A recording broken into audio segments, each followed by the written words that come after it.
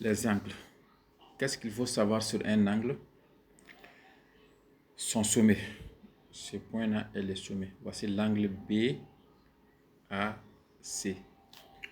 Le sommet, c'est A. Voici un autre angle qui est là ici.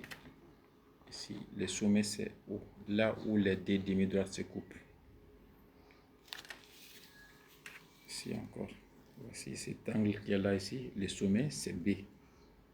Ici, le sommet, c'est A. C'est bon. Encore, chaque angle a deux côtés. Il ne faut pas oublier, c'est très très important. Cet angle-là, on te demande quels sont les deux côtés. Il faut commencer par le sommet, c'est-à-dire le côté AB et le côté AC. Je vais même écrire ça. Son sommet, c'est A. Ses deux côtés sont la demi-droite AB et la demi-droite AC. Voilà, et la demi-droite AC. Encore, on peut nommer un angle de plusieurs façons.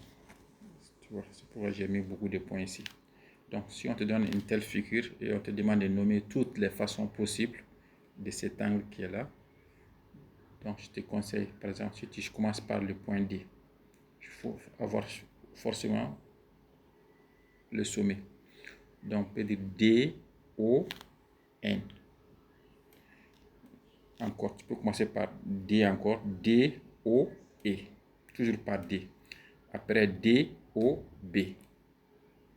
Ensuite, après D, il y a le point C, C, O, B, C, O, E. Encore A, O, B, A, O, E, A, O, N. Donc, D, O, N. On peut écrire comme ça. Bon, par exemple, si tu veux nommer, écrire l'angle C, O, B, tu peux écrire C, O, C, O, B, comme ça. Voilà. Avec un accent circonflexe. C'est bon. Comment on peut nommer un angle de plusieurs façons. Et encore, qu'est-ce que tu dois savoir encore? Par exemple, si tu as un angle, par exemple, c'est très très important. Souvent, il y a des exercices, par exemple, voici cet angle-là.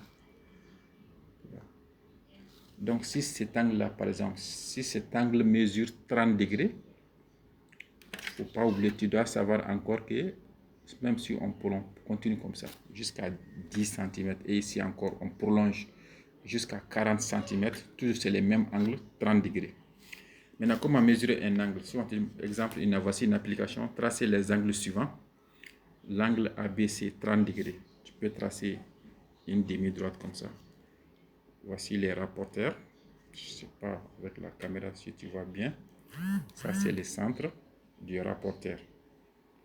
Donc, chaque rapporteur a des zéros et a des 180 degrés. Voici un zéro qui est là ici. Ces zéros-là, c'est en haut de 180 degrés. Ici encore, il y a un autre zéro ici. Je ne sais pas si vous voyez bien un autre zéro ici.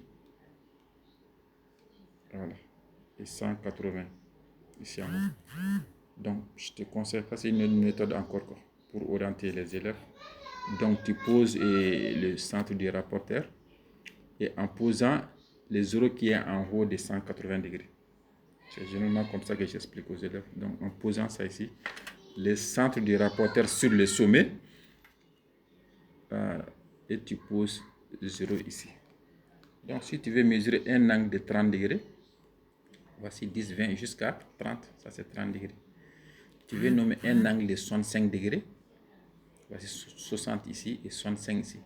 Donc, tu veux nommer un angle de 42 degrés, voici 40, 41, 42. Donc, je commence par 30 degrés, voici le point, je mets le point. Et ensuite,